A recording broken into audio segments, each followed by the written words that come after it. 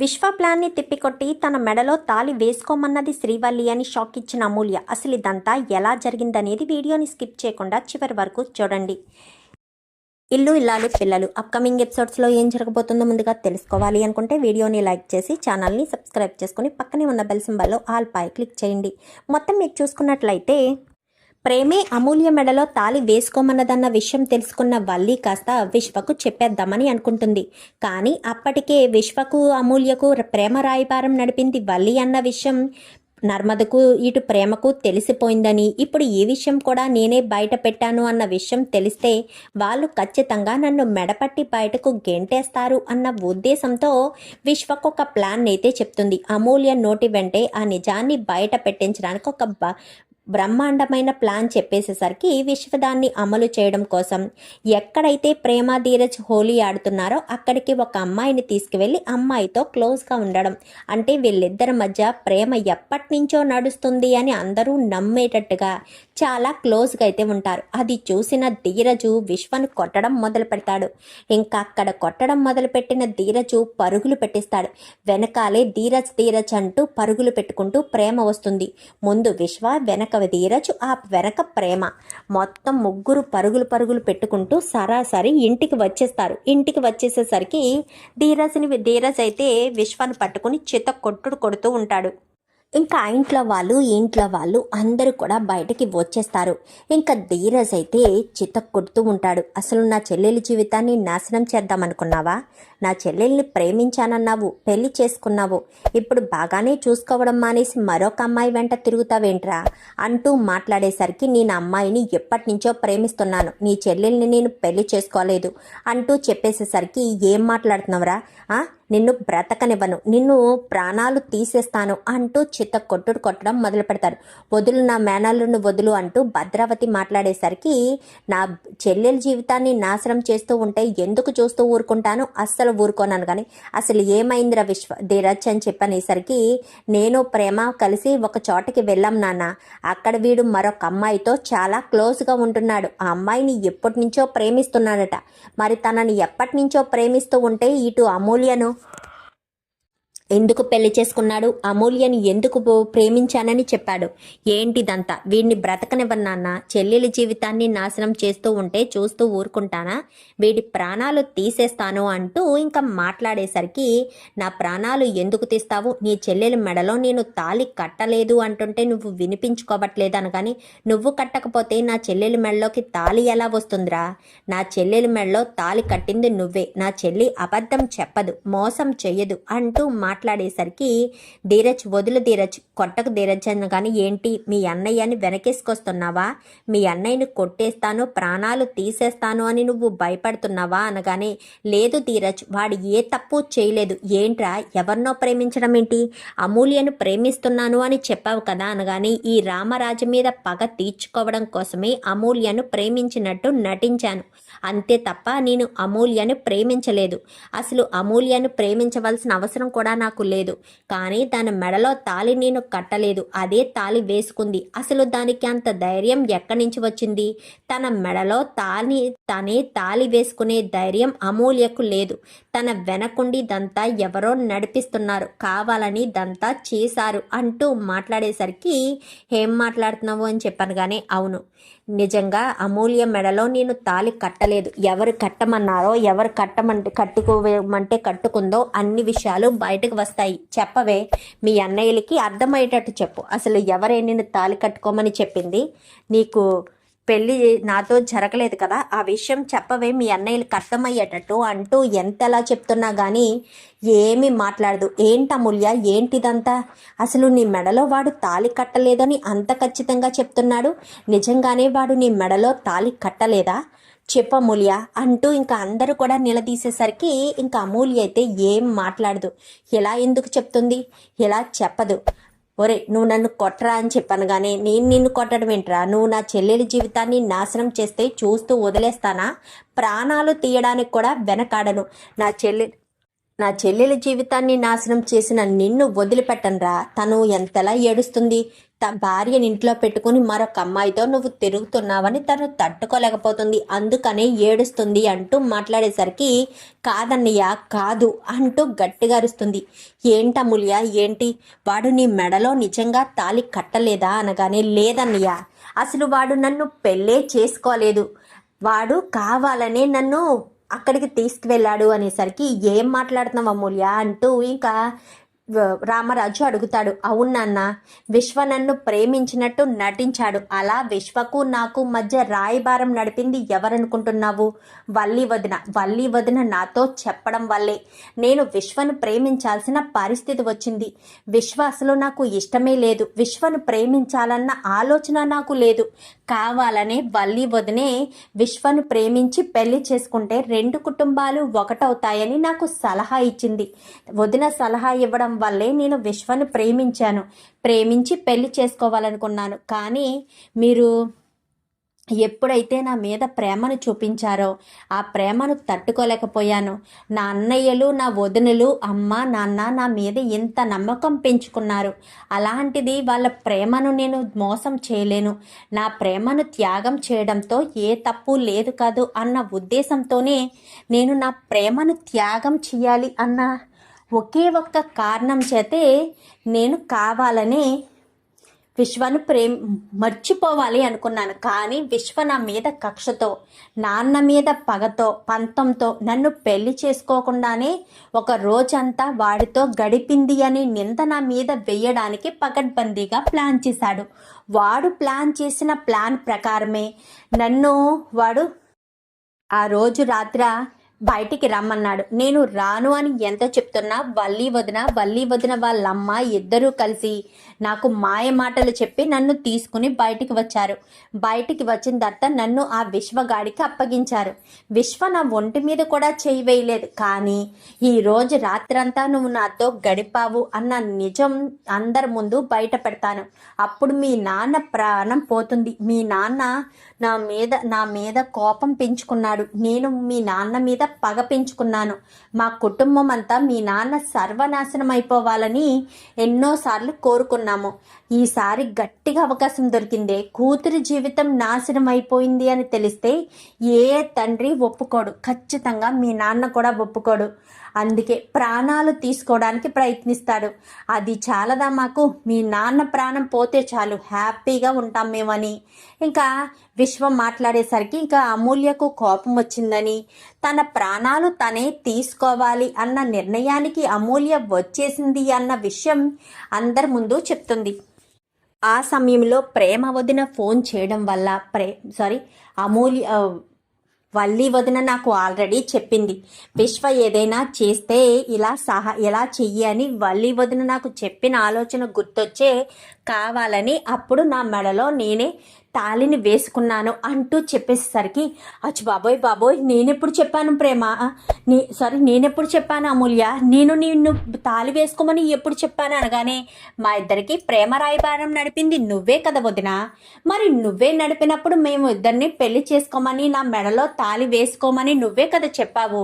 విశ్వ నిన్ను పెళ్లి చేసుకునే ఉద్దేశం లేదు, విశ్వ మీ నాన్న మీద పగతోటి ఇదంతా చేస్తున్నాడు, అందుకనే నువ్వు విశ్వను వదిలిపెట్టకుండా ఉండాలి అంటే ఖచ్చితంగా నువ్వు పెళ్లి చేసుకోవాల్సిందే. సో అందుకని విశ్వను ఒక ఆట ఆడుకోవాలి అంటే ఖచ్చితంగా నీ మెడలో నువ్వు తాళి వేసుకుని ఆ ఇంటికి వెళ్ళాలి అంటూ చెప్పింది నువ్వే కదా అంటూ చెప్పేసేసరికి ఒక్కసారిగా షాక్ అయిపోతుంది.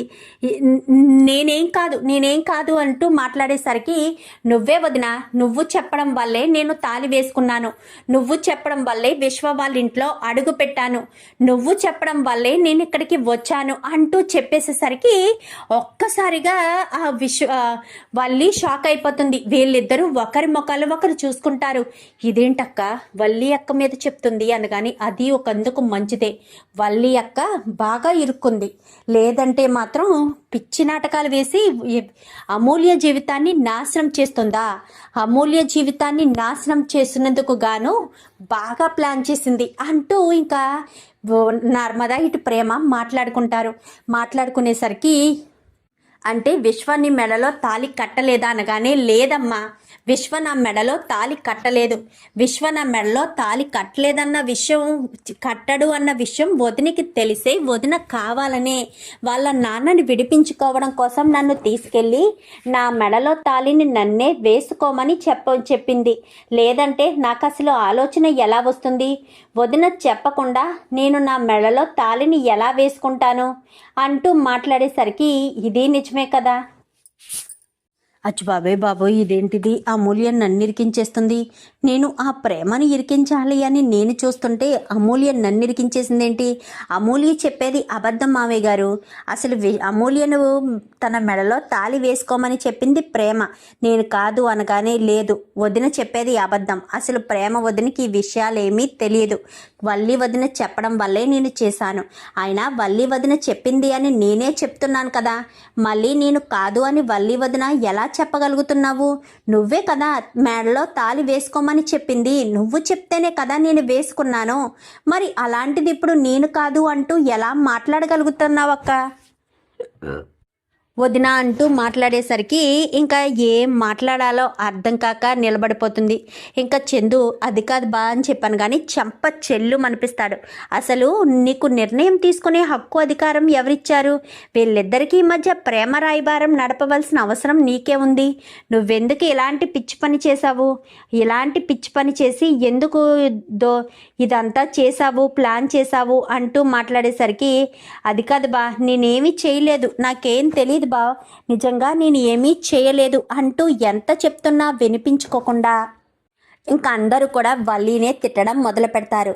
ఇంకా అలా వల్లీనే తిట్టడం మొదలు పెట్టేసరికి, నేను కాదు అని ఎంత చెప్తున్నా వినిపించుకోకపోవడంతో ఇంకా అమూల్యకు విశ్వకు పెళ్లి కాలేదన్న విషయం తెలియడంతో ఇంకా అమూల్య మెడలో ఉన్న తాళిని తెంపేసి, రా అమూల్య అంటూ రామరాజు అమూల్యను తీసుకుని ఇంట్లోకి తీసుకువెళ్ళబోతూ ఉండగా, ఒక్క నిమిషం మావయ్య గారు, చీడలు పీడలు అన్నీ విరుగుడైపోయి అమూల్య మళ్ళీ ఎంతో సంతోషంగా మన ఇంట్లో అడుగు పెడుతుంది. ఇంకా అలాంటి తప్పుడు తనకు ఎలాంటి దిష్టి తగలకుండా ఉండేటట్టుగా దిష్టి తీసి మరీ లోపలికి తీసుకొస్తారు. ఇంకా వల్లి లోపలికి రాబోతూ ఉండగా, అక్కడే ఆగు వల్లి, లోపలికి రావడానికి వీల్లేదు.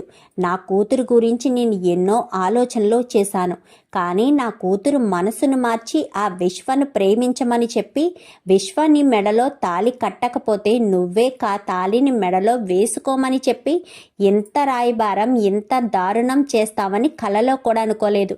అసలు నా కూతురి జీవితాన్ని నిర్ణయించడానికి నీకేం హక్కు అధికారం ఉందమ్మా? నీకేం హక్కు ఉందని నా కూతురి జీవితాన్ని నిర్ణయించావు? అసలు నువ్వు ఇంటి కోడలివేనా? మాట్లాడితే ఇంటి పెద్ద కోడల్ని, ఇంటి బాధ్యతలన్నీ నా మీదే ఉన్నాయి అంటూ తెగ గొప్పలు చెప్తావు కదా. మరి అలా గొప్పలు చెప్పిన దానివి ఇలా ఎందుకు చేసావమ్మా? ఇంటి పెద్ద కోడలుగా చేయవలసిన బాధ్యత ఇదేనా? ఇంటి పెద్ద కోడలు నిర్వర్తించిన కర్తవ్యం ఇదేనా? అసలు నువ్వు ఇలా ఎందుకు చేసావో నాకు అర్థం కావట్లేదు అంటూ మాట్లాడేసరికి, అది కాదమ్మా, ప్లీజ్ అత్తయ్య, ఒక్కసారి నేను చెప్పేది వినండి అత్తయ్య అని చెప్పాను. కానీ నువ్వేం చెప్తే ఏం వినాలి వల్లి? నువ్వు ఎన్నో తప్పులు చేశావు. ఎన్ని తప్పులు చేసినా ఏం చేసినా నేను పెద్దగా ఎప్పుడూ పట్టించుకోలేదు. ఎందుకంటే నువ్వు నా కోడల్లాంటి దానివే కదా అన్న ఉద్దేశంతో సర్లే అని వదిలేశాను. కానీ నువ్వు అటు తిరిగి నా కూతురి జీవితంలోకే వచ్చావు. నా కూతురి జీవితంలోకి వచ్చి నన్ను ఎంతలా చేస్తూ ఉన్నప్పుడు నేను ఏం చేయాలి? అసలు నా కూతురి జీవితాన్ని శాసించగల హక్కు అధికారం నీకెవరిచ్చారు? నా కూతురు విషయంలో నిన్ను ఎవడు కలగ చేసుకోమని చెప్పాడు అంటూ తిట్టేసేసరికి, అది కాదు అంటూ ఎంతలా చెప్తున్నా కానీ నా ఇంటికి రావద్దు, నా ఇంటి గడపలో నువ్వు అడుగు పెట్టద్దు. ఎప్పుడైతే నా ఇంటి వారసురాల్ని, అంటే నా కూతురి జీవితాన్ని నాశనం చేయాలన్న ఆలోచన నీలో వచ్చిందో అప్పుడే నిన్ను బయటకు గెంటేయాల్సింది. కానీ విషయం నాకు ఆలస్యంగా తెలియడంతో నేను నిన్ను క్షమించలేను వల్లి. దయచేసి నువ్వు నా ఇంటి నుంచి బయటకి వెళ్ళిపో. అర్థం చేసుకుంటావని చెప్తున్నాను. ఎందుకంటే నీ మీద నాకు చాలా అంటే చాలా కోపంగా ఉంది. నిన్ను నేను ఏమన్నా ఏం చేసినా కానీ వెళ్ళిపోవల్లి అనగానే, ప్లీజ్ మామయ్య గారు, ఇంకెప్పుడు ఈ పొరపాటు చెయ్యను అనగానే, వద్దమ్మా వల్లి, ఇంక నువ్వు ఏం చెప్పద్దు. పొరపాటు చేయను అని చెప్పడానికి నాకు ఇంకో కూతురు లేదు. నా కూతుర్ని ఆ ఇంటికి నువ్వు పంపవలసిన అవసరం లేదు. ఆల్రెడీ అన్ని విషయాలు జరిగిపోయి, అమూల్య ఎలాంటిదో, అమూల్య మనస్తత్వం ఎలాంటిదో నాకు అంతా బాగా తెలుసు. తెలిసినా కానీ నువ్వు నా కూతురి జీవితాన్ని ఇంత దారుణానికి తీసుకొస్తావని అనుకోలేదు. పెళ్లి చేసి అత్తారింటికి పంపించడానికి నా కూతురు కూడా నా పరువు నిలబెట్టడానికి ఎన్నో ఆశలతో ఎదురు చూస్తున్న నా కూతుర్ని తీసుకెళ్ళి ఆ విశ్వగాడికి అప్పగించిందే కాక, ఆ విశ్వగాడు ఒకవేళ నీ మెడలో తాళి కట్టే ఆలోచన లేదు, అలా అయితే కుదరదు, నీ మెడలో నువ్వే తాళి వేసుకోమని కూడా చెప్తావా? అసలు నీకు బుద్ధి జ్ఞానం అనేది ఉందా అసలు అంటూ చాలా గట్టిగానే మాట్లాడుతుంది. గట్టిగానే మాట్లాడేసరికి ఇంత దారుణంగా చేస్తావని అనుకోలేదు. వెళ్ళిపోవాలి, ఇక్కడి నుంచి వెళ్ళిపో అంటూ ఇంకా అందరూ కూడా లోపలికి వచ్చేస్తారు. వచ్చేసేసరికి అమ్మ అమూల్య అని చెప్పాను కానీ, క్షమించండి నాన్న అనగానే, నువ్వేం తప్పు చేసావమ్మా? నువ్వు ఎప్పుడూ ఏ తప్పు చేయవు. ఎందుకంటే నువ్వు రామరాజు కూతురివి. రామరాజు కూతురు ఎందుకు తప్పు చేస్తుంది? తప్పుని అరికడుతుంది తప్ప అంటూ చెప్పేసేసరికి, అవును నిజమే, తప్పును అరికెట్టేదే నేను, కానీ ఆ తప్పు జరిగింది అని నాకు చెప్పింది ప్రేమ వదిన వాడు ఎలాంటి వాడో అర్థమయ్యేటట్టు చెప్పింది. అప్పుడే నేను నా మనసును మార్చుకున్నాను. కానీ వల్లి వదిన చేసిన పనికి మార్చుకున్న నా మనసు ఎటు లేక ఏం చేయాలో అర్థం కాక ఇంకా ఎటు తేల్చుకోలేని పరిస్థితిలోనే నేను ఉండిపోయాను అంటూ చెప్పేసరికి, అందుకే నేను మీ పేరు నిలబెట్టాలనుకున్నాను, కానీ నిలబెట్టలేకపోయాను. వల్లి వదిన చేసిన పని కోసం నన్ను క్షమించండి నాన్న. వద్దమ్మా, నువ్వు నా పేరు నిలబెట్టే కూతురివే తప్ప నాకు చెడ్డ పేరు తెచ్చే కూతురివి కాదు.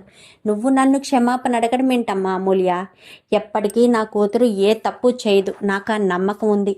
ఇప్పుడు వాడు నిన్ను పెళ్లి చేసుకున్న తర్వాత వాడి గురించి తెలిసే బయటికి వచ్చేసామని నిజం నిర్భయంగా చెప్దాం, ఏం కాదు. లేదా జీవితాంతకాలం నువ్వు పుట్టింట్లో ఉన్న కంటికి రెప్పలా చూసుకుంటాము, నీకు ఏ లోటు లేకుండా చూసుకుంటామని రామరాజు కాస్త చెప్పేసేసరికి ఇంకా వల్లి వాళ్ళ అమ్మ నాన్నలకు ఫోన్ చేసేస్తుంది. ఫోన్ చేయడంతో వాళ్ళు కాస్త వస్తారు.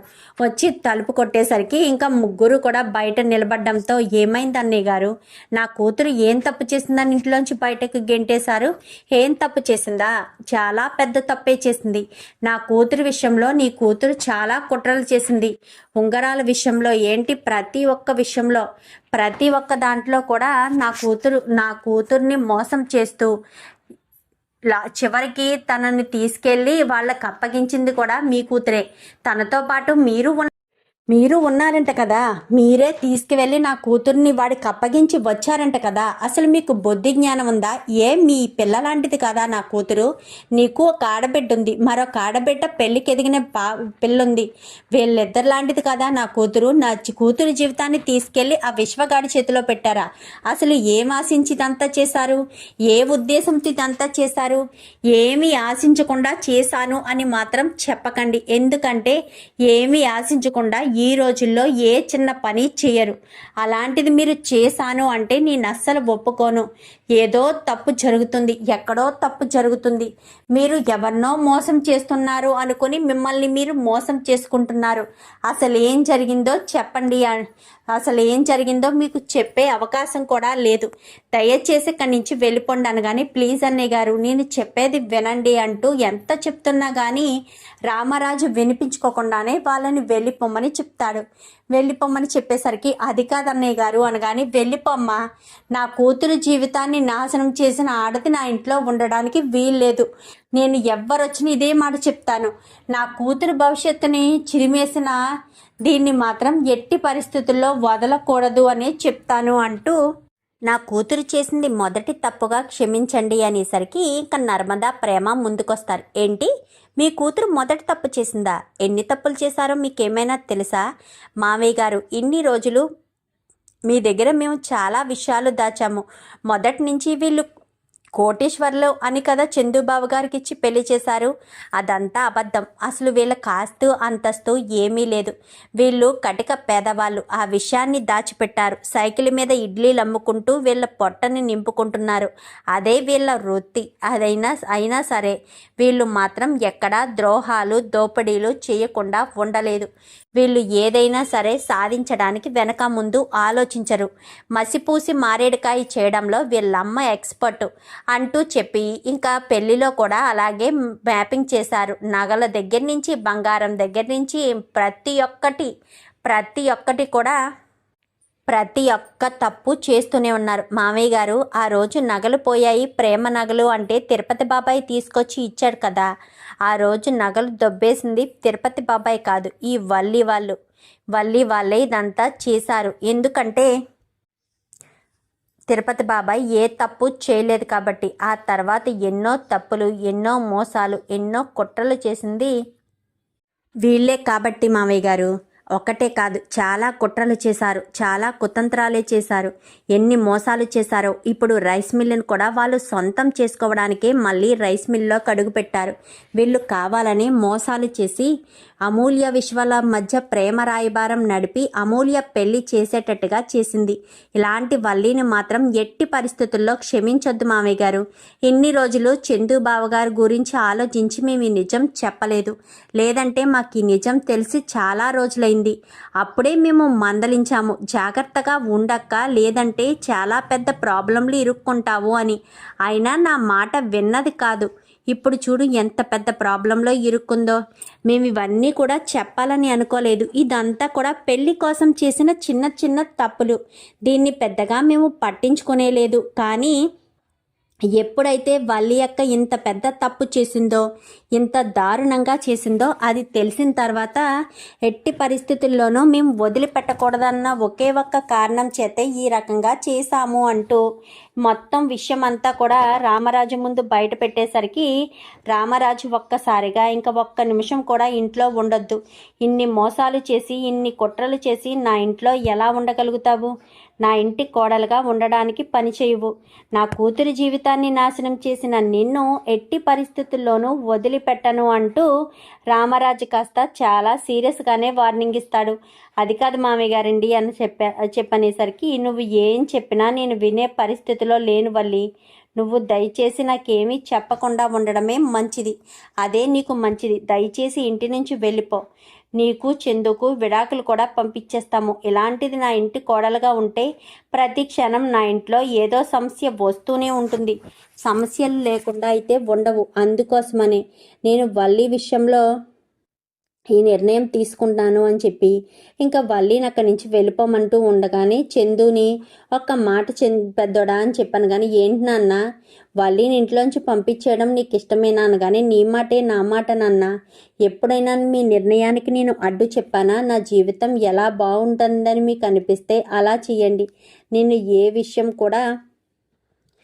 విషయంలో కూడా మిమ్మల్ని తప్పు పట్టను నాన్న అంటూ ఇంకా రామరాజు దగ్గర అయితే చందు చెప్పేసరికి విన్నావు కదా, దయచేసి వెళ్ళు. ఇంకా నా కొడుకు జోలికి కానీ నా కుటుంబం జోలికి కానీ రావద్దు. వస్తే నేనెలా మీ వైపు ఉండాలో అది కూడా నాకు బాగా తెలుసు అంటూ చెప్పేసేసరికి అది కాదు అన్నయ్య గారు అనగానే ఏది కాదు నేను ఇంకా చెప్పలేను, చెయ్యలేను. అర్థం చేసుకుని ఇక్కడి నుంచి మీరు వెళ్ళిపోవడమే మంచిది. లేదంటే పదే పదే చాలా ప్రాబ్లమ్స్ వస్తాయి. ఈ ప్రాబ్లమ్స్ అన్నింటి నుంచి బయట పడాలి అంటే మీ వల్ల కానే కాదు. వెలువల్లి అని చెప్పాను. కానీ ఇంక ఇంటి నుంచి వల్లి వెళ్ళిపోతుంది. ఇంక ఇంట్లో వాళ్ళంతా అమూల్య ఇంట్లోకి రావడంతో తెగ సంతోషపడిపోతారు. అమూల్యకు వీలైనంత త్వరగా ఏదైనా మంచి సంబంధం చూద్దామండి అనగాని సంబంధం వద్దు, ఏమొద్దు. నా కూతురు చదువుకుంటుంది. నా కూతురి భవిష్యత్తుని ఎవరూ చిదిమేయడానికి వీల్లేదు. నా కూతురు సంతోషంగా చదువుకుంటుంది అని చెప్పి రామరాజు కాస్త చెప్పేసేసరికి చాలా థ్యాంక్స్ నాన్న అని చెప్పాను. కానీ నువ్వు రేపటి నుంచి కాలేజీకి వెళ్ళమ్మా. ఒరే ధీరజు, డైలీ మీ చెల్లిని కాలేజీకి తీసుకురావాల్సిన బాధ్యత నా మీదే ఉంది అంటూ ఇంకా నీ మీదే ఉందని చెప్పాను కానీ అలాగే నాన్న అని చెప్పి ఇంకా ధీరజ్ అయితే అంటాడు. మొత్తానికైతే విశ్వగాడు వేసిన ప్లాన్ని వల్లి మీదకి తిప్పి మళ్ళీ అమూల్య ఇంట్లో అడుగు పెడుతుంది. వల్లిని ఇంట్లోంచి బయటికి పంపించేస్తారు. చూద్దాం మరి రాబోయే ఎపిసోడ్స్లో ఇలాగే జరగాలని మీరు కూడా కోరుకోండి. వీడియో నచ్చితే లైక్ చేసి ఛానల్ని సబ్స్క్రైబ్ చేసుకోండి. Thank you for watching.